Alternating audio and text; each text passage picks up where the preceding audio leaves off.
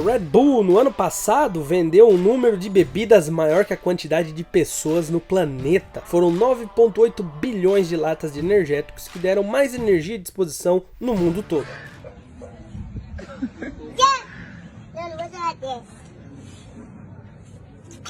Mas a marca que te dá asas também é conhecida por sua capacidade de entrar em esportes pelo mundo todo. Duvida? 2 equipes de Fórmula 1, 4 clubes de futebol, uma equipe de hóquei no gelo, uma equipe na NASCAR e vários atletas que carregam os touros nos capacetes, e além disso sua própria plataforma de esportes radicais e conteúdos de tirar o fôlego dentro da Red Bull Media House. E até salto no espaço já teve. Te conta agora. Vamos entender a Red Bull. Como eles fizeram tudo isso acontecer? A Red Bull surgiu porque um cara chamado Dietrich Mateschitz viajou para a Tailândia em 1982 e experimentou uma bebida pra lá de interessante que curava o famoso jet lag que ele estava sofrendo depois de uma longa jornada. Essa bebida era chamada de Krating Daeng e quem desenvolveu foi Chaleo Yovdiri, 6 anos antes de Mateschitz conhecer a bebida. E o empresário Dietrich ficou muito interessado nessa bebida que deixava você acordadão, com mais energia e tirava o tal jet lag rápido da sua vida. O antigo nome Krating Daeng, traduzido para o português, significava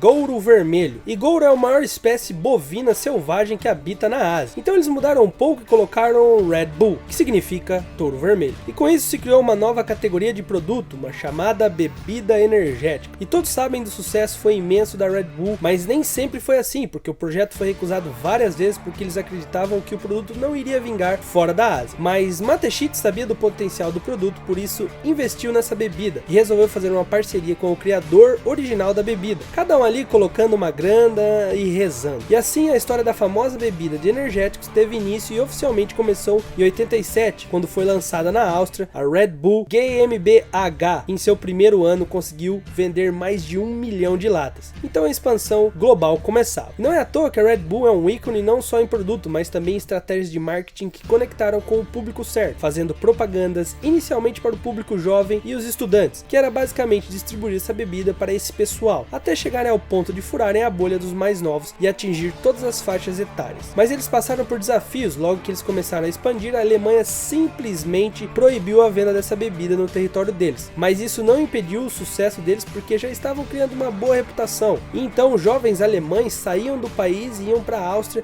apenas para comprar a bebida proibida. Molecada sempre achava um jeito. E com todas essas vendas e um visionário na liderança, o dono da Red Bull, Mateschitz, resolveu dar o próximo passo na empresa e unir duas coisas que combinavam muito: bebida energética e esportes, como saltos e corrida. Começaram deixando rastros em esportes radicais, e quando a gente fala em radical, é radical mesmo. Tanto que uma das primeiras competições que a Red Bull organizou foi o Flugtag. E você deve estar se perguntando que raios é o Flugtag. É basicamente um evento onde os competidores tentam voar o mais longe possível em aviões caseiros e depois eles se jogam no topo de uma plataforma de 9 metros de altura. E pode parecer bobo, mas não é. Os caras acertaram em cheio porque uniram uma bebida que dá energia a uma atividade radical e deu super certo. Porque muitas pessoas gostaram, dali em diante patrocinaram eventos extremos como o X Games da ESPN, isso sem falar na Red Bull Stratos, que foi um mega evento de salto feito por Felix Baumgartner, que pulou do espaço e voou de volta para a Terra. Loucura, né?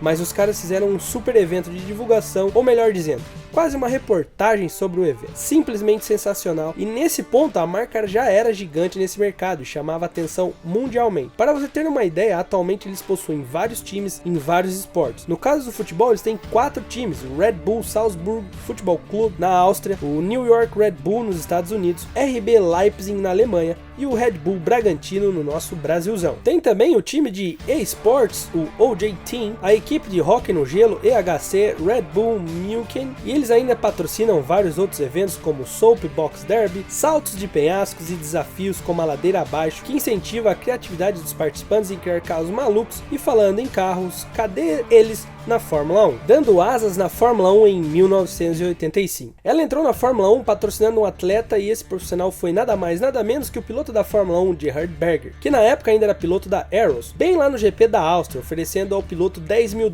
para carregar o logo da Red Bull consigo, no carro e no macacão, e que na época era um valor extremamente baixo se comparado a hoje. E foi o acordo fechado, que só apareceu mesmo em 1989, onde Berger já era piloto da Ferrari, uma Ferrari não tão boa assim, com 11 desistências, mas conseguiu conseguiu vencer uma corrida e ficou em segundo em duas, o que deu aquela ajuda para quem patrocinava a equipe. Tá, mas onde a Fórmula 1 realmente entra nessa história toda? Pois é, depois de todos esses investimentos esportivos e consequentemente um retorno financeiro positivo, o dono dessa história toda, Sr. Dietrich, resolveu entrar de vez no automobilismo, ou melhor dizendo, na Fórmula 1 lá em 1995, mas ele não queria ter só mais uma equipe na principal categoria do automobilismo, ele queria ter a equipe melhor. Loucura ou não, ele assinou um contrato de 10 anos como patrocinador principal da Sauber na Fórmula 1. Bom, a equipe suíça que naquele ano corria com o Sauber C14, que tinha um motor Ford Zetec V8, e os pilotos eram Heinz Harald Frentzen e Jean Christopher Bouillon. Mas claro que não foi mil maravilhas nesse primeiro ano, mas não dá para também reclamar. Heinz finalizou o campeonato dos pilotos em nono e a equipe em si finalizou em sétimo lugar nos construtores, o que já foi um ótimo resultado para a Sauber e consequentemente para a Red Bull. Mas lembra que eu falei que o dono da Red Bull queria patrocinar a melhor equipe e não a sétima melhor? E assim como qualquer outra pessoa, o patrocinador quer ver a equipe que você banca no auge, nas melhores posições. Eles estavam sedentos por isso, por vencer e ter melhores resultados. E como algumas coisas não saem do jeito que tem que ser, você tem a opção de partir para outra experiência, certo? E foi isso que a Red Bull fez com a decisão de apoiar a equipe de Jack Stewart Grand Prix. Mas essa equipe que tinha Jack Stewart como dono, mais tarde, em 99, foi vendida para a montadora Ford. E no ano seguinte, em 2000, a Ford mudou o nome da equipe para Jaguar Racing. Então a parceria da equipe Jaguar e da Red Bull correram juntas até 2004. Porém, depois disso, a Ford saiu da Fórmula 1 e eles venderam a equipe para a Red Bull. Sim, agora que a história da Red Bull começa. Então eles simplesmente passaram de meros patrocinadores a finalmente donos de equipe. E tudo era que Dietrich e Red Bull queriam ter a própria equipe na categoria máxima do automobilismo. Então 2005 foi o ano de estreia. É claro que a equipe precisava de um homem visionário para ser chefe. E adivinha atrás de quem eles foram? Gerhard Berger. Exatamente ele, o primeiro atleta que foi patrocinado pela marca. E a gente pensou, que ideia genial. Os caras lembraram dele e chamaram para ser responsável pela equipe e receberam uma porta na cara. Berger recusou o convite e nem chamou a visita para tomar um cafezinho. Então eles tiveram que ir atrás de outro chefe de equipe. Poxa vida, entregar a equipe na mão de qualquer um não dá, né? Então eles encontraram um cara jovem de 32 anos que já tinha sido piloto de Fórmula 3000 e que parecia dar conta do cargo. Talvez vocês conheçam aí um tal de Christian Horner. E esse cara aí, ele topou o cargo. Então Christian Horner se tornou o chefe de equipe. E vale lembrar que ele tem mérito de ser líder da equipe mais jovem da Fórmula 1. Pois bem, já tinha uma equipe, já tinha uma pessoa responsável pela equipe, mas e o carro? A Red Bull Racing usou em seu ano de estreia um motor V10 e chassi Cosworth, porque era o que a antiga equipe usava e era o que eles tinham para usar e ponto final.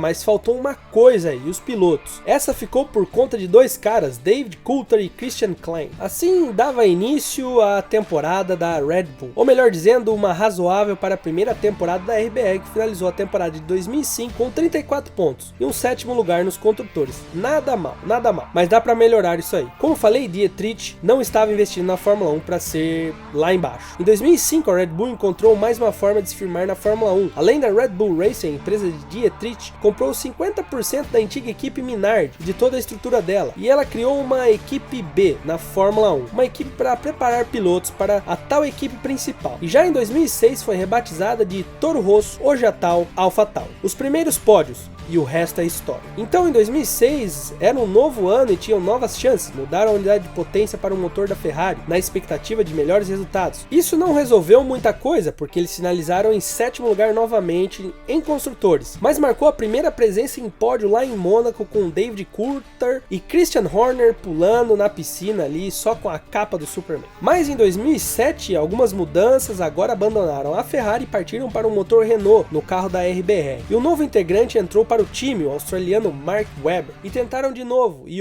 melhoraram um pouco, passaram de sétimo para quinto, posições melhores aí em construtores, mas ainda não era o que eles queriam, então bora pro ano seguinte. Em 2008 a RBR continuou na mesma, mas ironicamente um tal de Sebastian Vettel, ainda desconhecido, fez mágica em Monza, dando à equipe irmã, a Toro Rosso, na SRT3 a sua primeira vitória na Fórmula 1. Entre aspas, pois era a equipe B. Mas dali em diante a direção ao topo veio em 2009 com excelentes melhorias, mas para essas melhorias acontecerem foram feitas algumas mudanças novamente. E uma delas foi a chegada de Sebastian Vettel depois de ter colocado os próprios pilotos da Red Bull no bolso. Então o Horner não quis perder tempo com essa joia rara e por isso chamou ele para fazer parte do time principal. E quando a gente fala que era uma joia, não precisa nem falar nada porque os resultados falam por si só. Porque o jovem Seb finalizou em segundo no campeonato de pilotos pilotos. Vocês ouviram? Segundo lugar. Era isso que a gente queria da Red Bull Racing. Bons resultados que até que enfim vieram. E acreditem ou não,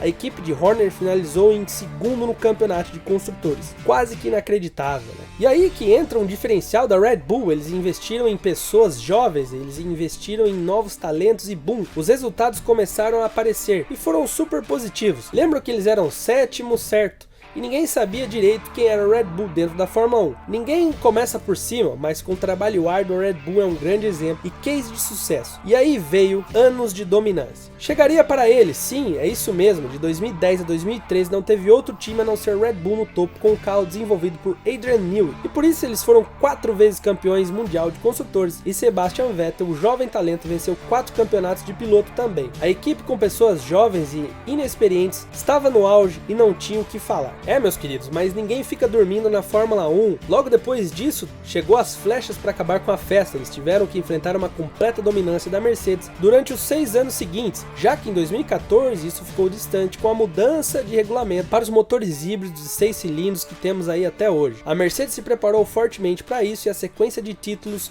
foi impressionante, enquanto a equipe de Christian Horner teve que apreciar ali os degraus de baixo. E claro, isso não era bom, e não era o que a equipe queria, mas eles queriam ser campeões novamente. Mas lembra que eu sempre falei que os diferenciais do sucesso da Red Bull eram um investimento em pessoas jovens? Pois é, eles treinaram um jovem talento que cresceu dentro do programa Júnior da Red Bull e prepararam ele para o futuro. Eles queriam voltar ao topo, então apostaram as fichas nesse novo talento para ser um futuro campeão da Red Bull. Sabe quem é ele? O holandês que chegou com os pés na porta, Max Verstappen. Ou talvez você é mais íntimo e chama ele de Super Max. Mas a Red Bull não ficou só focada nos pilotos, ela expandiu de uma maneira absurda além da equipe. Um exemplo disso é o evento no GP em Spielberg, no Red Bull Ring, que é a casa da Red Bull, um local totalmente moderno, carrega muita história, e esse que vos narra já foi lá conferir de perto. O editor tá colocando os takes aí. E se você que gosta do Max e da Red Bull e de vídeos exclusivos diferentes de tudo, meu caro, vou deixar no final para você conferir. Mas afinal, a Red Bull produz energéticos ou talentos? Acho que os dois, porque a preparação rendeu um dos melhores pilotos da Fórmula 1. Max é um cara frio que faz absolutamente tudo o que puder para vencer. E quando falo isso, não é brincadeira. Isso faz todo sentido porque a Red Bull investiu em Verstappen pelo talento, é claro, mas também porque o perfil e estilo de pilotagem dele combina com a atitude e perfil da equipe liderada por Christian Horner. E falando em perfil, a junção dessa dupla aí com o engenheiro Adrian Newey se tornou imbatível, porque o gênio e engenheiro projetista que ajudou eles a serem campeões lá atrás continuou com a equipe e ajudou a desenvolver um carro competitivo suficiente para a temporada de 2021 e resultou na destronação de Hamilton. E novamente para a temporada de 2022, apesar dos novos regulamentos, esse carro tem trazido excelentes resultados de novo, que vai culminar em mais títulos. E, palavra de roteirista, viu? No momento que eu narro esse vídeo, até sair o vídeo, Max já vai ter sido campeão novamente e a Red Bull provavelmente vai estar bem próxima de conquistar um título de construtores depois de tantos anos na seca. Porque a rival e polêmica Ferrari não tem força para competir nessa briga mais. Mas enfim, a Red Bull deixou de ser só uma marca de energéticos e passou a ser uma das marcas, equipes, atletas mais conhecidas do mundo. Acho que Lewis Hamilton tá pagando com a língua depois de comentários lá atrás que era só uma marca de bebidas energéticas. Além de que ficou difícil imaginar a Fórmula 1 sem os touros há muito tempo atrás. A marca usou uma ótima estratégia para divulgar o seu produto e entrar em esportes tem tudo a ver com a empresa, fez muito sentido. E se hoje a Red Bull está onde está, é porque eles tiveram seus diferenciais e entre eles podemos destacar o investimento em jovens e uma vontade imensa de vencer na Fórmula 1. Parece até o piloto caro, correndo atrás de corridas pelo mundo. Não sabe do que eu tô falando? Tá vacilando feio, hein, meu caro? Se liga nesse vídeo que tá começando em 5 segundos, é pra você que gosta da Red Bull e de Max Verstappen e de Red Bull Ring. E aí você vai entender de quebra o que eu tô falando e ver uns perrengues.